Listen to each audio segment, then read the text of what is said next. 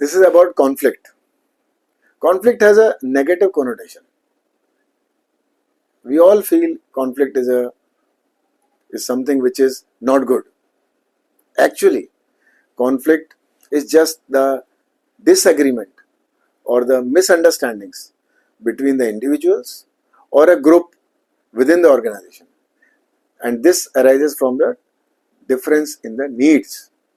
It's normal to have a conflict on any subject matter or a thing. Reason is a different objective and the thoughts associated to it.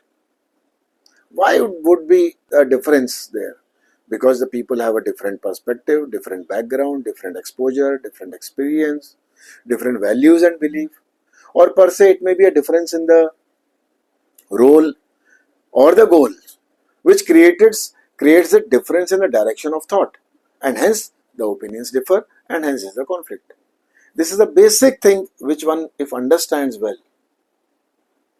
it can help us to address, to understand first the reason of the conflict, and if this is a conflict, the articulation of that conflict is very, very important. So conflict management comes into play there when we say it's a process of handling the disputes and disagreements in the constructive manner. It involves recognizing and addressing the conflicts effectively, aiming to find a solution that satisfies all the parties involved.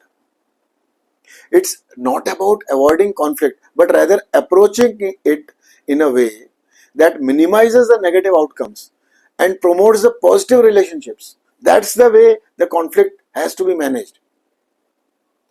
There could be a different type of conflicts, like it could be like interpersonal, intrapersonal, or at a group level. It is just because of misalignment or difference in either the objectives or the thoughts. The pains, the key pains, by and large, if we see, if these conflicts are not being managed effectively, if those are kept unresolved for a long time, it may lead to the tensions, conflicts, resentment, breakdown in the communication even at times. This can result in a toxic environment, decreased morale, team productivity gets affected here, burnouts, stress situations, and even at a loss of some valuable team members or some personal relationships.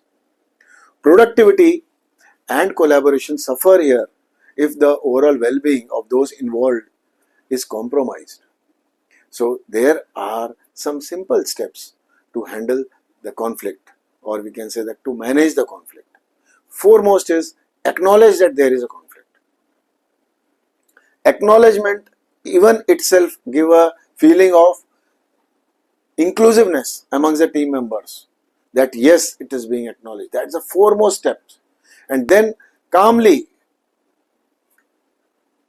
listen to the other person's perspective, which is very, very important, without any interruptions. The full listening is very important with empathy.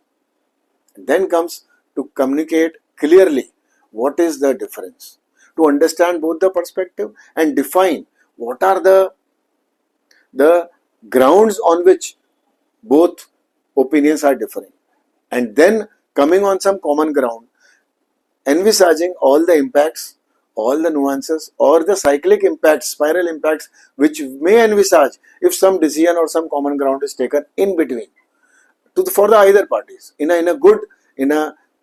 a viewpoint wherein the overall bigger objective is met, may it be in a family or may it be in a group.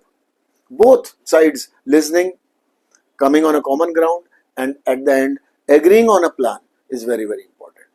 So finally, practicing a conflict management helps build the stronger relationships, bonding. It encourages collaboration and creates more positive and productive environment. This is what I have exercised. I'm keeping it practicing day by day. And you may also try it out. This is a good way I felt to share with all of you. Thank you. And see you with a better, deeper details on the conflict management in my next video. Thank you.